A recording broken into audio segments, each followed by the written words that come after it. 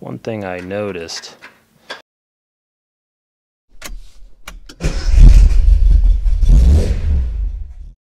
so taking a look at removing the master cylinder, which is up in this corner, and the slave cylinder for the clutch is down here. We want to create a little bit more space just to make it a little easier. So what we're going to start with is the slave cylinder. And so I'm going to remove the battery, get that out of the way, and then also just drain as much fluid as I can, just so we limit the amount of mess that we make on the floor.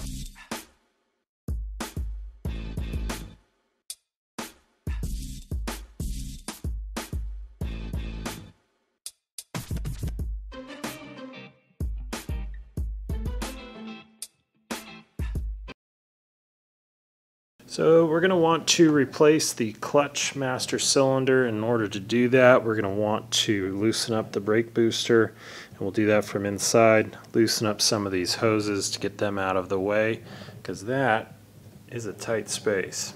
So we'll go ahead and do that. So in order to loosen the tube that connects from the master over to the slave cylinder, we're going to use a crowfoot flare nut. And I would definitely recommend getting a set of these, especially in this, because we have to go right down there. And we're going to do that by using one of these crowfoot that goes down below. Then I can use a ratchet and loosen that up. So we're going to do that now and remove the master clutch cylinder.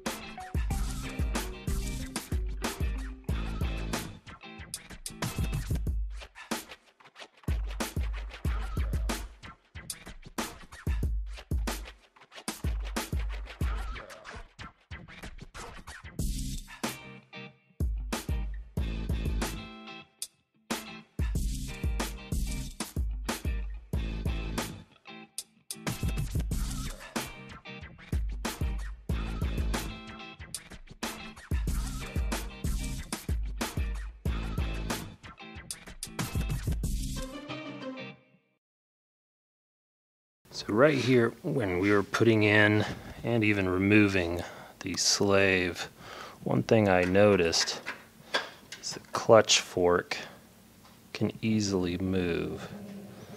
So what we're going to have to do is get the borescope and take a look inside of the transmission and see if we've got actual clutch problems, or maybe it's just a spring. Alright, so I put my little borescope in the clutch fork area, and I couldn't see much. So we're gonna have to pull out the transaxle. So we went ahead and ordered a clutch kit. Since we're gonna be taking that out, might as well replace it since we're there, and went with a heavy duty version. So I believe it would be like a stage 2 clutch. So we'll go ahead and pull this out.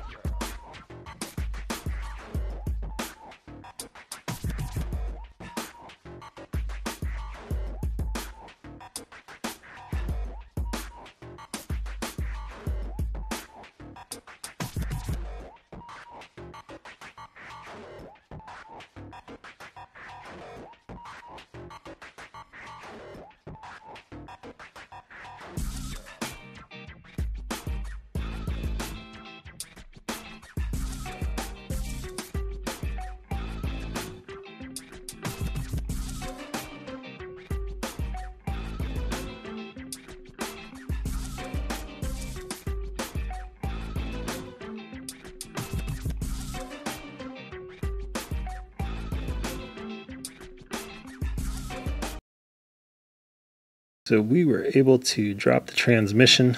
We can see here that throwout bearing is toast. And this shows what happened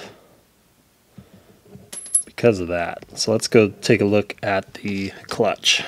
So now we're topside looking at the clutch, and you can see there are fingers destroyed in this clutch. We're gonna go ahead and pull off the clutch and the pressure plate and just take a look and see how bad it is. Hopefully the flywheel is still okay. Might need to be resurfaced. Here you can get a good idea of what happened to this pressure plate. Lost some fingers.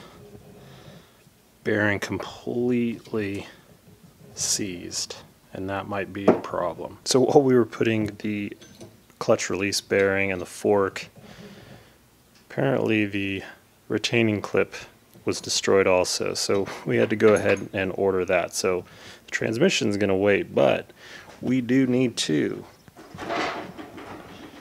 go ahead and take off the axle shafts because they are busted and we got replacements for those. So let's go ahead and take them off on both sides, and that way also it gets it out of the way. So when we do get the retaining clip, we can just easily put the transmission up.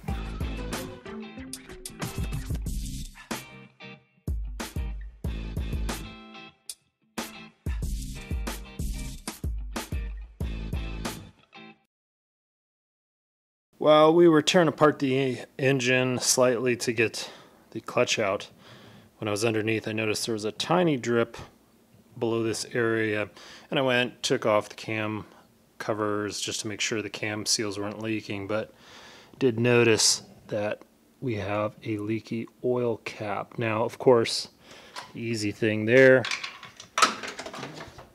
is we drop it down on the floor, but then we put in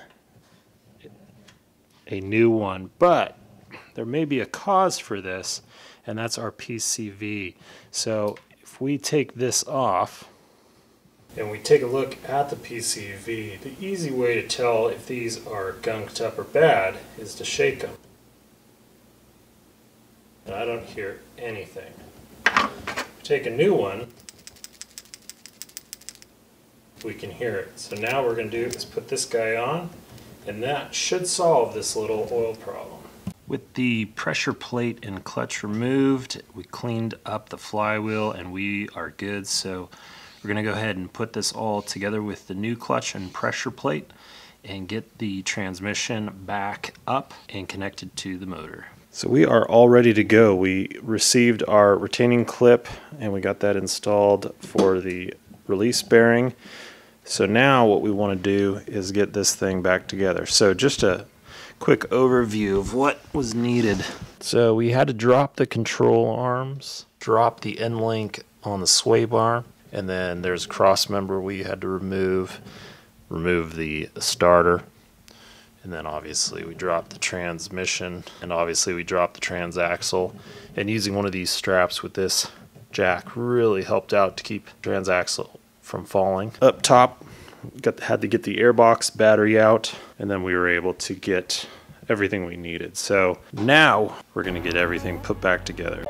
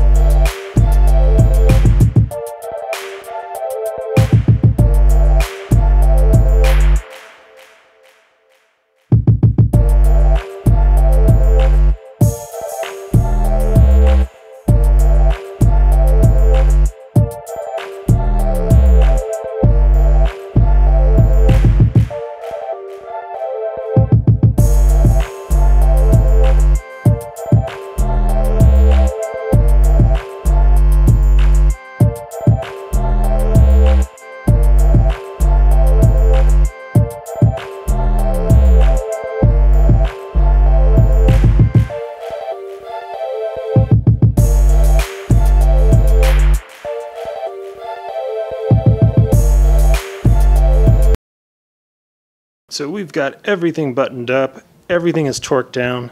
The only thing we need to do is torque down the axle nut. And what we're going to do is we just put 3 lug nuts on, and we're just going to lower the lift just enough to put pressure on the wheels, and that way we can torque them down and then put the cotter pins in, lift it back up, take the wheels off, and then pretty much be finished. So after that, we're going to fill the transaxle back up with fluid and then bleed the clutch. All right, guys, so we have finished the Mitsubishi 3000 GT, and it's going to go off and get detailed to one lucky buyer. So we are moving on to a 1988 Porsche 944, so stay tuned for that.